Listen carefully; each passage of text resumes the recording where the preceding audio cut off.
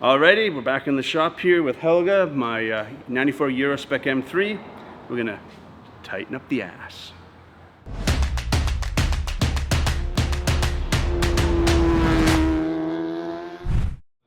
Alrighty, so we've got some Hardrace hard rubber hydrometer rubber bushings that we got from our friends at Stage 4 Motorsports.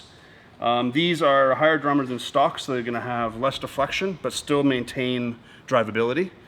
What we have here is the R-tab or rear trailing arm bushing set, and we've got what they call the rear knuckle. So it's a control arms. You might call it a moose knuckle. Oh, snap! Oh, snap! Sorry to interrupt, Moose. Please carry on in your professional presentation of these Hardrace products. Yes. Combined with these, I have from Garage-tastic, these are R-tab limiters. So with most rear trailing arm bushings, the vertical motion is where a lot of the harshness is, but which you want to minimize left and right because of toe changes. So what these do, these are a urethane insert that gets slipped between the arm and the bush, and what it does, it limits left to right motion while still maintaining vertical motion. You've also got some interesting tools over here. So I've got the R-tab press tool. So this will allow us to change out the bushing without a press, theoretically, and without having to remove the rear trailing arm from it. And watching you use this medieval tool, pretty sure that's going to be internet gold. Sorry to interrupt. Continue, Moose.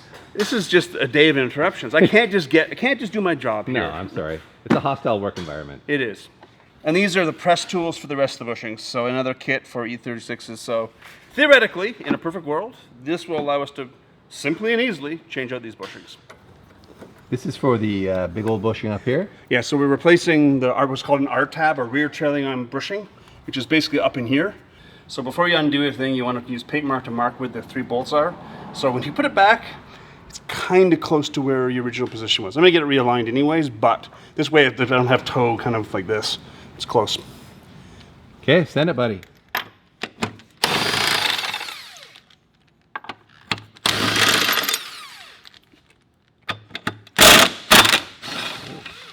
Alrighty, I'm going to disconnect the lower shock mount to allow this suspension to droop down even more so that I can get access to the R-tab. So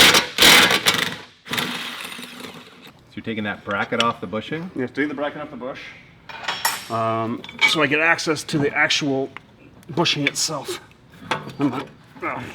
Stuck on there real good. There you go. So one of the things of note is this is known as the R-tab pocket, and this sheet metal is known to tear under basically track-driven conditions. Right. So I have an actual reinforcing plate to go in. I'm not going to do it now. I'm going to do it when I drop the subframe and do all the rear subframe mounts. Okay, yeah. That'll be the next major episode. All right, so the R-tab bushing is flanged on one side, and there's 2 relief cuts right here and here. What that does allows me to get this R-tab tool. Those little feet basically sit in between the relief tabs, so it's not sort of sitting on the body of the trailing arm rather than on the bush. I've got this basically is designed to fit inside the bush housing. Yeah. This goes on next, and then I have basically a backer plate which stops it pulling all the way through. And basically I'll torque on this and draw the bushing right out. I'm dying to put a gun on there. I am too, but they actually recommend against it because it'll stretch the threaded rod. But watching this amount of moose power be exerted is entertaining too. Look at this, everybody. Look at this. How'd you like to get in the way of that right hand undercross shot? Boom. Boom. You can hear it fighting me. You can. He's losing though. He's losing the battle. Woo. There we go. That, huh? You can see here that the bushing was quite badly cracked around the central sleeve in it. So it was definitely due to be replaced. Now for the highlight of the show, everybody. It's Moose cleaning a hole.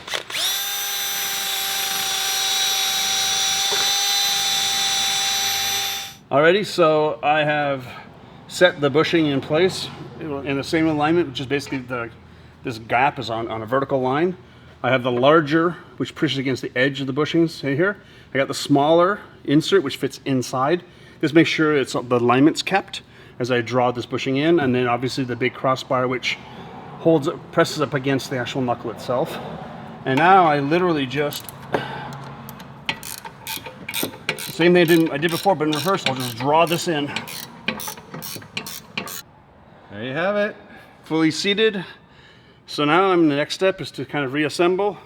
All right, I'm going to install these R-tab limiters. These are Delrin insert ring that sits between the walls. What this does is it limits suspension movement of the bushing left and right, so it minimizes the amount of toe change, while still allowing vertical motion, which is compliance and ride comfort. There we go. Oh, nice. So now I'll just bolt this trailing arm to the bush, and then I'll slam this thing in up to my marks I made.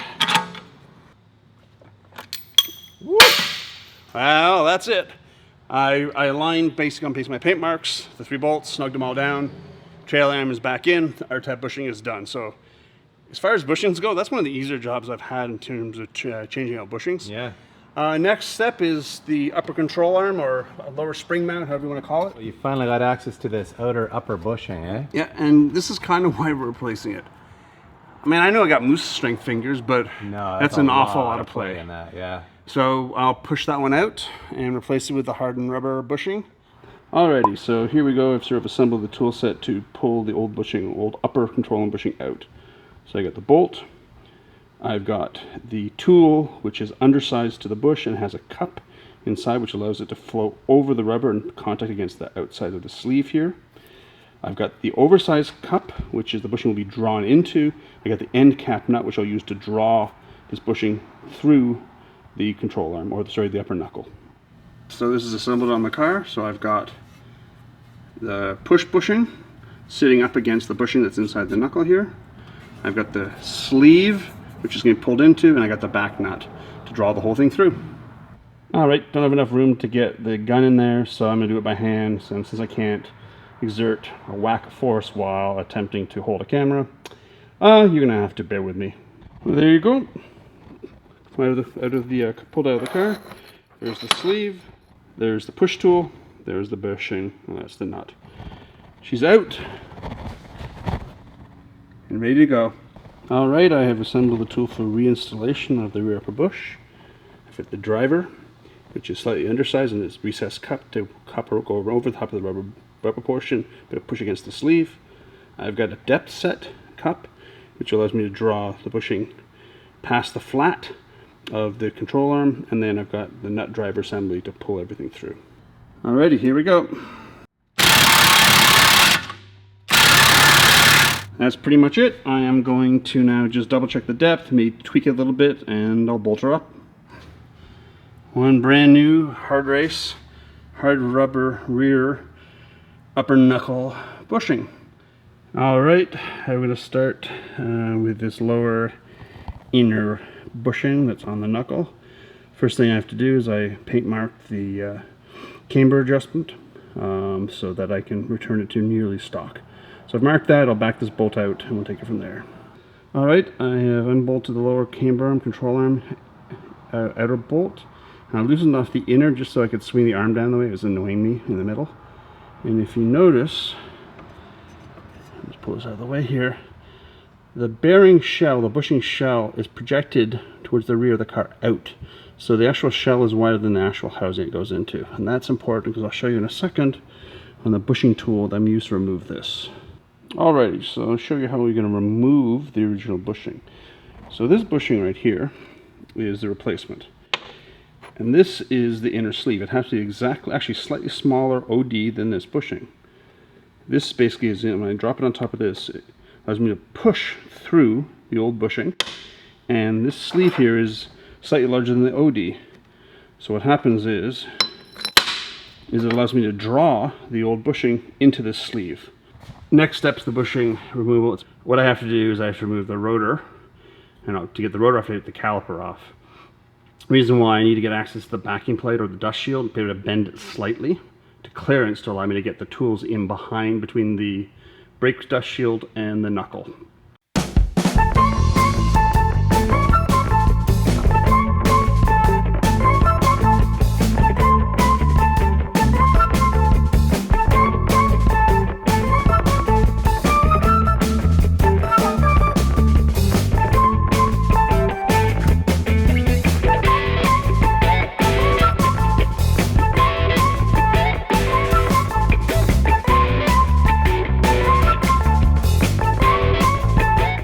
So there we go.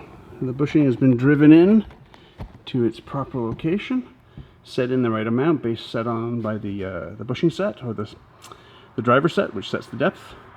And that's done. Bushings are done. Done. I got a couple little bit of assembly to reassembly to do. Gotta put the springs back in, brakes bolted all up and all that fun stuff. I got rid of some crusty old nasty bushings, plus 2 others somewhere else for the trailer I showed earlier. All nice, fresh, shiny, tight. She's got a tight ass now. So that's it for now. Again, thanks again to the friends at Stage 4 Motorsports for the Hardrace bushings. I'm looking forward to track time. All right, we're back here at the shop with Helga and my Euro-spec E36.